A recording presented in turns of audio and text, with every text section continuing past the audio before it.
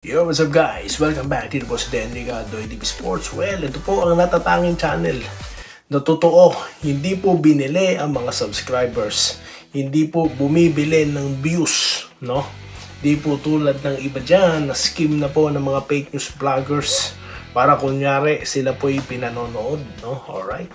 So, welcome back dito po sa ating channel. Sa mga hindi pa po subscribers, subscribe na. Ang topic po natin, ito na, no? Para sa mga taga-TNT dyan.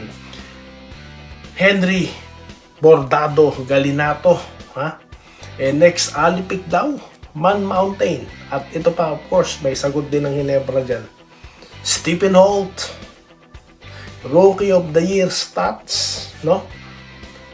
Magsisimula na po ba? Alright. Or nagsimula na po ba? Yan po at mga pa-shoutout. Bago po yan, magpapasalamat muna si Doy TV sa inyo guys. Ako po yung nagpapasalamat sa inyo pong patuloy na pagsuporta.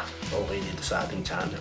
Alright? So ito na po guys, no? Umpisahan na po natin. Unahin na po muna natin, of course, si Barangay Ginebra. Alright? Kasi nga po, nako, matindi po sa ating nakaraang content. Hinighlight po natin yung dalawang player, no? Na si Troy Rosario at si Jeremiah Gray. Dahil kapansin-pansin po nung in-improve ng laro nila. No, kasi nga, si Malonzo, iniwan na sila. Kaya po ngayon, maraming time, no, para sa kanila.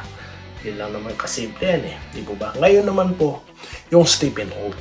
Tandaan po natin yung Stephen Holt at si Abarientos ang kapalit lamang po ni Stan Hardinger. No? Big man. Alright? Kapalit ni Stan Hardinger, di ba? Tsaka ni Stan the Man, alright? Ngayon po, hinahanap yung Stephen Holt na nasa terapirma na naging Rookie of the Year. Ito na po, no? Ito na, no?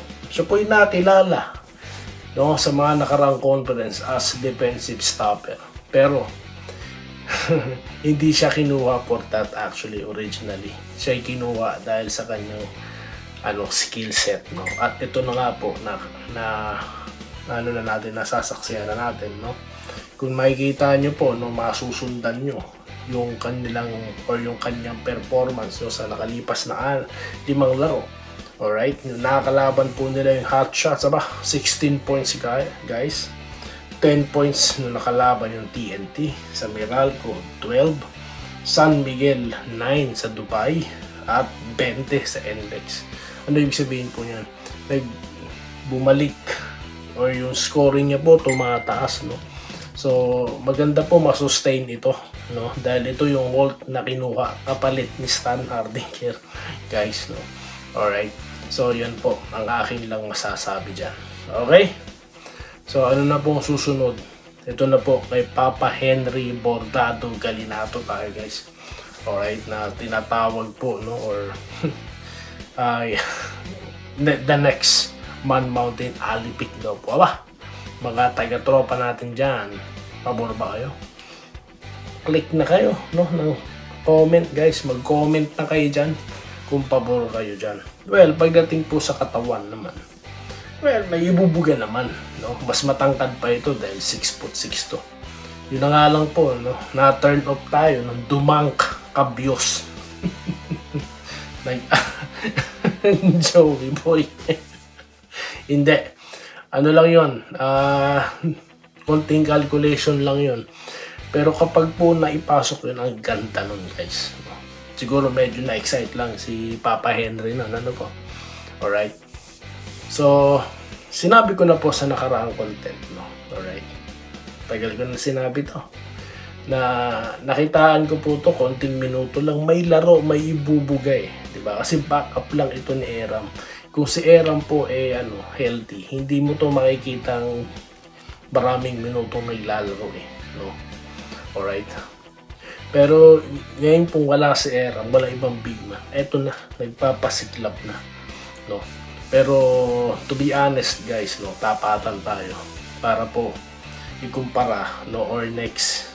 Pwede siguro galingan niya pa, no, baka pwede. No, pero for now, no, hindi po, no, malayo pa po. Pag tinawag po, sinabi pong Alipi, Yan po ang 6'3 na bumabangga, dumedepensa sa 6'10", 11 na si Asi Taulaba. The Rock, no? Diba? Tsaka solid itong alipik na ito. Siya po, kasama si Jan Ordonio, tinerade, no? Alright? Kapalit ni Abarrientos, Johnny Abarrientos at ni Poch Pinho, no? At evidently, si Pick ang target dyan ng Alaska that time. Alright? Tapos naglaro na nga sa TNT. Diba? Ito si Alpic. At solid po talaga ito, no? Diba ano yan? Parang if I'm not, boxingero yata dati yan. Kaya po yung frame yan, laki, no? Biruin nyo guys, 6'6 lang pero tignan, dumadang guys, no? Maaasahan sa ilalim. Alipik, no? Kung makopya mo yan, Galinato, nako po. Nako, ang lakas ng TNT. Alright? So yan po muna ha. Pag-usapan muna natin ng stats ni Galinato sa nakalipas na 5 laro. Diba? Meron siyang 8 points, no? Quadruple 8 points, hindi tama, ano? Mahilig pala mag 8-8 ito. Pero mo 16 points din di ba? Oh, yung nakalaban nila yung Titan. So, yan po player to watch din Rising star Henry Galinato. Alright? So, yan po So, shoutout na po tayo guys. Okay. Baka sabihin po ng iba dyan, mga haters dyan, TNT ka na ba? Sorry guys, no? Tayo po'y lang, sumasagot lang tayo sa panawagan ng ibang mga subscribers natin, followers, commenters, na iba naman na i-comment, no? Ito po, medyo natripan po natin si Galinato. Okay. Shoutout na po tayo guys. Dito po tayo kay Dan Belia Alemania. Alright, gandang araw o gabi Lodge Doy. Shoutout from Taytay Rizal. Salamat po sir, no? Aba, mayroon tayong isa pang taga Taytay dyan. Tagasan po kayo sa Taytay sir? Ako po ay taga Hive, no? Kung alam niyo yung The Hive na yan, taga dyan ako no, taga Taytay ako. So, yun po, no? Kamusta po kayo sa mga taga Taytay dyan, taga Rizal? Alright? So, kay Sir Enrique Rivero, good day Idol Doy TV. Pagka naka 7 win Hinebra, lamang nasa final. Okay. Tignan natin. Sa nakaraang content, yan pong nag-comment kay John, may tanong tayo dyan, aarangkada na ba? No? Alright. Dito tayo kay Sir Vincent Nava. Good day kabayan, yan ang maganda. Pag malas sa opensa, sa depensa sila bumabawi. Keep up the good work. Yeah, tama po kayo dyan sir. Alright, dito po tayo kay Sir Gilier M. Katukon. Patuloy na kaya Jinking bago po ipagpatuloy, kamusta na muna kayo Boss Doy TV? Ibig ko sabihin, tuloy na kaya ang kanilang pag-arangkada. Well guys, kung nakikita nyo, nandun mismo si Boss Al Francis Chua, no, kasama mismo ni Coach Tim Cole. Kung alam nyo po, kung naalala nyo yung interview with Coach Tim Cole, no, ewan ko lang po kung naalala ko ng sakto ito, no, pero talaga pong si Boss Al Francis Chua gusto niyang papuntahin, no, para ma-motivate yung players, parang ganun po. I can't recall exactly, pero parang gano'n. At ngayon po nandyan, no, si Boss. Gusto po nila yan, dire-diretso. Kaya kung sila man gusto nila, ano pa kaya ang mga fans, di ba? So sa tingin ko, yan po ang target nila. Yan ang gagawin nila. No? Ba't yung gumaganyan? Dito tayo. Sa tanong niyo po sa akin, personally, mabuti po ang kalagayan natin dito. I'm always good guys, salamat po sa inyo. So, dahil po tumataas ang subscribers, lalo tayong good, di lang good, very good po tayo. Salamat. Sir Archie Makirang, sana sila. Sir, dyan talaga diretso nila, no? Dyan talaga, kaya nga mag-relax lang, no? Huwag po masyadong kabahan ng mga taga-barangay dyan, no? Bu Dolor Amaro, okay, tama ka dyan. Boss Doy si Stephen. Holt ang nabigyan ng option na umiskor, no? Buhat nang mawala si Malonzo. Yes, no? Pero Jeremiah Gray answering now, no? Okay, kung bakit naman siya din kinuha, no? Mga Terrapirma brothers ito eh, no? Diba? So, sayang naman. Sabi po ng ibang mga vlogger dyan, sinayang daw si Deliano. Sabi niya, nabasa siguro ni Gray yan. Ay, ganun pala, ha? O, diba? So, yan po eh. First game pa lang yan, napansin ko na eh, no? Nako, mukhang bumabalik ang laro. Injured lang eh, no? Pero ngayon okay na siya eh, no? Mahasel pa rin kahit na injury. Napansin nyo rin ba? Lito Machenzo, okay. Para sa akin, Idol Doy, okay lineup ng Ginebra. Na kay CTC na lang ang diskarte. Dito ba tayo sa Jesse Passos, dapat dumiretso ng panalo para madami ang masaya. Marami rin na manood kay Doy TV. Dito tayo kay Robert Cave. Diretso na yan, Doy, hanggang playoff, semifinal, tapos champion. Alright, Robert Quijano. Puro mga Robert. Roberto. Tapos, iba pa lang Robert yun. Good PM, Idol, lang para sa akin, okay lang na wala si Malonzo at Anmishi. Parehas sila.